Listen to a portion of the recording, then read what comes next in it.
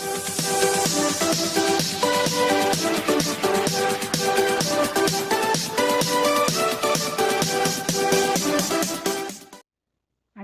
வணக்கம். நீங்கள் பார்த்துட்டு இருக்கிறது all in all makers channel. இன்றைக்கி நான் உங்களுக்கு செஞ்சு காமிக்க போகிறது முறுக்கு. இதை தேன்குழல்னு சொல்லுவாங்க.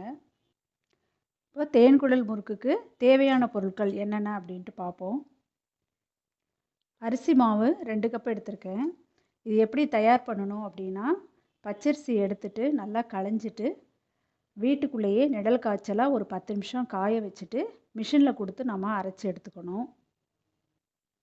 அடுத்தது உளுந்து மாவு வந்து எப்படி ப்ரிப்பேர் பண்ணணும்னா, லைட்டாக வெள்ளை உளுந்து தான் நம்ம எடுக்கணும்.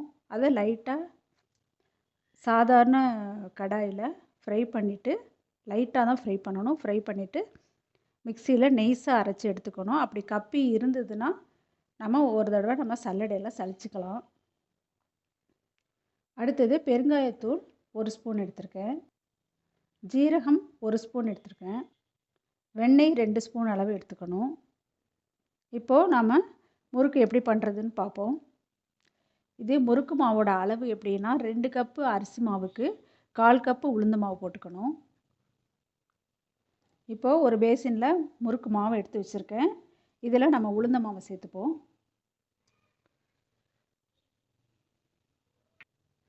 அடுத்தது ஜீரகம். அடுத்தது பெருங்காயத்தூள் போட்டுக்கலாம். நெக்ஸ்ட்டு வெண்ணெயும் சேர்த்துக்கலாம் அதோட. இப்போது நம்ம அந்த மாவை நல்லா பிசைஞ்சு எல்லாத்தையும் நல்லா மிக்ஸ் பண்ணிவிட்டு கொஞ்சம் கொஞ்சமாக தண்ணி ஊற்றி கெட்டியாக பிசைஞ்சு எடுத்துப்போம். தேவையான அளவு உப்பு போட்டுக்கலாம். இப்போ தேவையான அளவு உப்பு போட்டுக்கலாம்.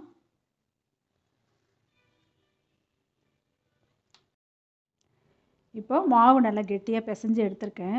அடுத்தது முறுக்கு எப்படி போடலான்ட்டு பார்த்துப்போம். இப்போ ஒரு முறுக்கு அச்சு எடுத்துக்கணும். அதில் வந்து இந்த மாதிரி 3 கண் உள்ள மாதிரி அச்சா நம்ம செலக்ட் பண்ணி நம்ம எடுத்துக்கணும்.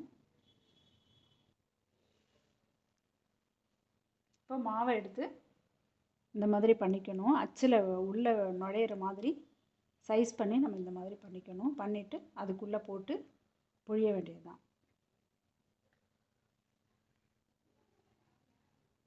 இன்னும் கொஞ்சம் போட்டுக்கலாம்.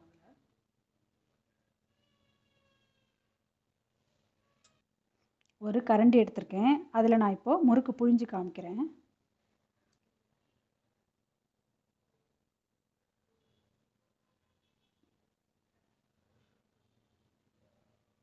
இதை எடுத்துட்டு நம்ம அப்படியே ஒட்டி வைக்க வேண்டியது. இப்போது நல்லா எண்ணெய் காஞ்சிருக்கு. இப்போது நம்ம புழிஞ்சு வச்சுருக்கிற முறுக்கை இப்போ போட்டுக்கலாம். அடுத்தது இன்னொரு முறுக்கு 1 by 1 நம்ம வந்து புழிஞ்சு போட்டுக்கலாம். நம்ம அதில் இப்போ அடுத்த முறுக்கை போட்டுக்கலாம். இப்போ 3 முறுக்கு போட்டாச்சு. இப்போ இந்த கரண்டியில் நம்ம போடுறதுனால நமக்கு கையிலையும் நம்ம ஆவி படாமல் ஈஸியாக இருக்கும். அதனால் இந்த மாதிரி போட்டுக்கலாம். இப்போ முறுக்கு நல்லா ரெடி ஆகிடுச்சு. இப்போ இந்த சவுண்டு வந்து அடங்கிருச்சுனாலே வந்து நல்லா வெந்திருக்கு அப்படின்னு அர்த்தம். இப்போ நாம் எடுத்துக்கலாம் முறுக்கு.